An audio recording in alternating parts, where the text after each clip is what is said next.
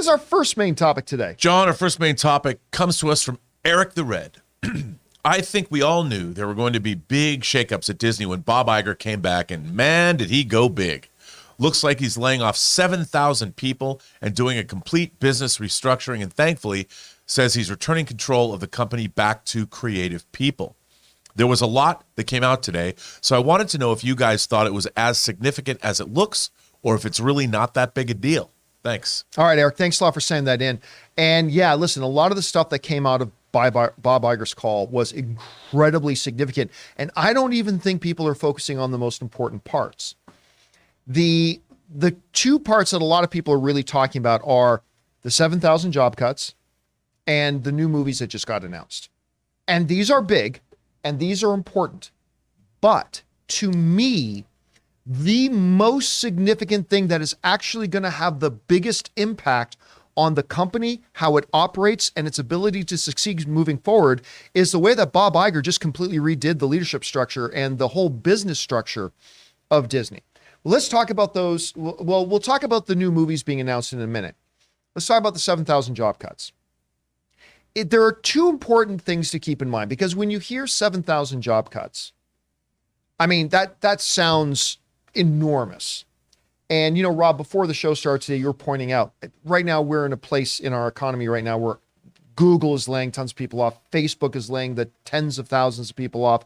Like all the major tech companies are. There's a lot of shrinking down going on. Now, in the terms of Disney, if you look over not just the last year, but the last 2 years, even with these 7,000 jobs they've just taken away, they're actually in the plus. They've added more jobs in the last 2 years than they have now removed. So that's one thing to keep in mind. The second thing is, while 7,000 sounds like an enormous number, and to the 7,000 people it is, it represents 3.5% of their overall workforce, right? And Bob Iger said in the call that it will ultimately, that with some of the restructuring and everything, will lead to 5.5 with the capital letter B, $5.5 billion in savings for them. That's important. If you're going to have, especially when you're putting all of your company weight behind a streaming service that is a money loser right now, as most of them are, and all that kind of stuff, coming up with $5.5 billion in savings, making your company, the idea is leaner, more efficient, all that kind of stuff. That's just stuff that has to happen. So while it absolutely sucks, whenever you hear about anybody losing a job, it absolutely sucks. But it's not inconsistent with what's been going on across all businesses and all industries in our culture right now. It sucks, but it's something that they had to do. The more significant thing to me, though, was the restructuring. And at the core of the restructuring of Disney is the re-implementation of Bob Iger's core belief. A place like Disney needs to be run by creatives. He said the following. He said, we must return creatively to the center. Let me start that again. We must return. Do we have a slide for this? Yeah, there is. We must return creativity to the center of the company. Increase accountability, improve results, and ensure the quality of our content and experiences. Mr. Bob Iger said on an earnings call related to a call with analysts. He said, we have to have creativity as the centerpiece of what we do. That, in a nutshell, represents the biggest philosophical differences between Bob Iger and Bob Chapek. Bob Chapek almost instantly moved to remove all semblances of creativity out of any positions of authority or decision-making ability in the company and replaced it with his banker buddies. Bob Iger's coming back in and says, that's the first thing we got to correct. Creativity and creatives have to be at the center core. And as a result, they have now broken Disney into 3 divisions.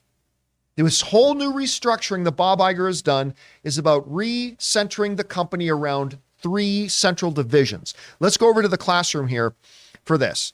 The first division is Disney Entertainment. Disney Entertainment. That's the first division, which, by the way, Alan Horn is going to be run by 2 people, both of which are kind of seen as front runners to take over from Bob Iger once he does step down in a couple of years again. One of them was Alan Horn's right-hand guy. I think it's Bergman. Is that the one guy's name? Anyway, so you've got the entertainment division. Now, what is key here is that the people who make the content will be the ones who decide where it goes. That was one of the dumbest things in a long list of dumb things that Bob Chapek did, was taking away the ability of the people who make the content and responsible for the content for having any say of where that content goes. And Bob Iger is putting that back in place.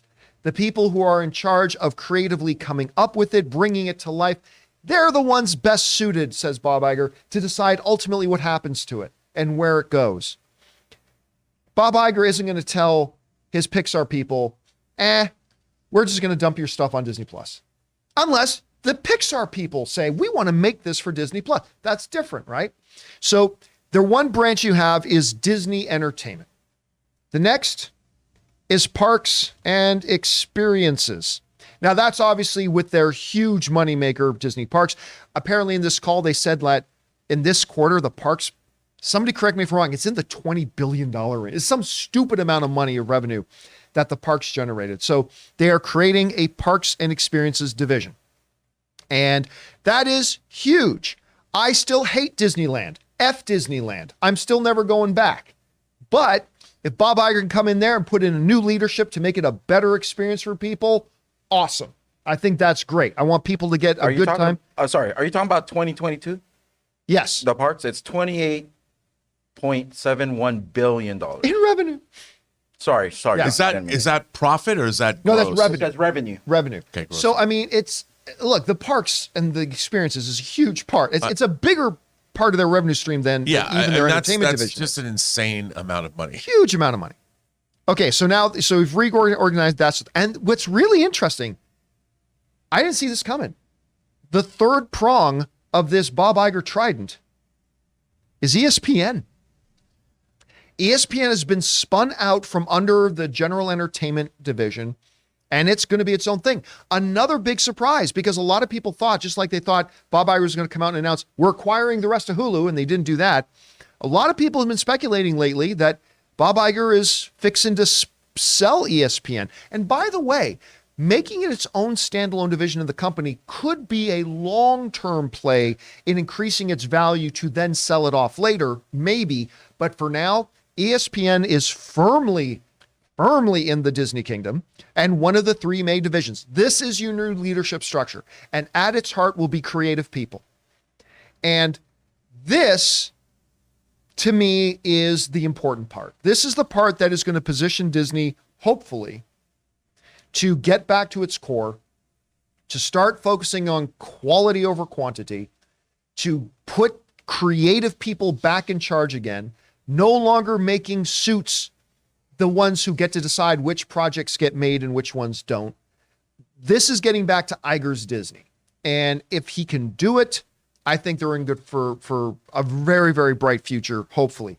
We want to take a second to thank a sponsor of this video, Mint Mobile. If saving more and spending less is one of your top goals for 2023, why are you still paying insane amounts of money every month for your phone bill? Switching to Mint Mobile is the easiest way to save this year. As the first company to sell premium wireless service online only, Mint Mobile lets you order from home and save a ton with phone plans starting at just $15 a month. You guys know I made the switch over to Mint Mobile a while ago. The process couldn't have been easier, and I can't believe that I am spending less than a third of what I was spending on one of the other major carriers before. By going online only and eliminating the traditional costs of retail, Mint Mobile passes the significant savings on to you. All plans come with unlimited talk, text, and high-speed data delivered on the nation's largest 5G network. Use your own phone with any Mint Mobile plan and switch easily in minutes with eSIM. To get your new wireless plan for just $15 a month and get the plan shipped to your door free, go to mintmobile.com/Campea. That's mintmobile.com/Campea. Cut your wireless bill to $15 a month at mintmobile.com/Campea.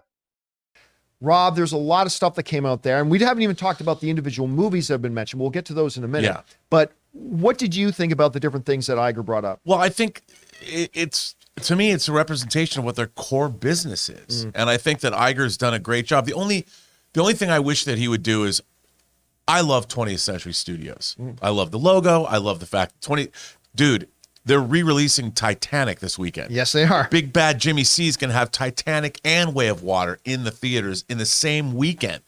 Like that's 20th Century Studios, man. I would love to see 20th Century Studios. I mean, it's not like they're not making things like Prey and they have the new Alien film that Fede Alvarez is doing, but I would like to see 20th Century Studios get a more prominent.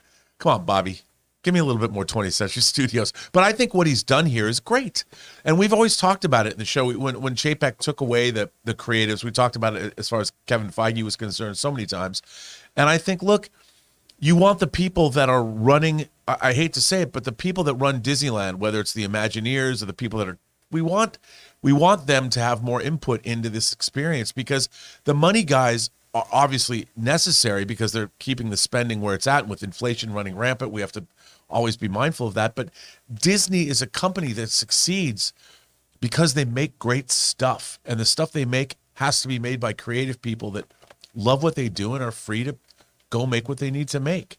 And if they have to be unfettered within reason, as long as they are on time and on budget. And if they're going to go over budget, we have to have a good reason, watch the money, no problem there. But Iger knows what Disney's all about. You know, Iger also said something very interesting about Disney Plus. He said, we put too much emphasis on acquiring subscribers. Because one of the things Iger said, he goes, we are involved in a world war of subscriber acquisition. And he's not wrong. I mean, that's there's a limited resource of subscribers. We've said for a long time, the streaming wars have begun, right? But he said, I think we've put too much emphasis on a desperate play, willing to do too much just to get new subscribers at the cost of forgetting that we need to make money. And I think that was very insightful that he said that. And now they're also saying that they believe that by the end of 2024, that Disney Plus could be profitable. So that's what they're hoping and aiming for. But anyway, a lot of interesting stuff in there. Guys, question is for you. What stood out to you about the good ship Disney and all the things they talked about the restructuring, things they've got going on, actions that they're taking? Do you like the moves you've seen? Do you not like the moves you've seen? Do you think they're significant? Maybe it's nothing. Whatever you guys think, jump down to the comment section below and let us know your thoughts.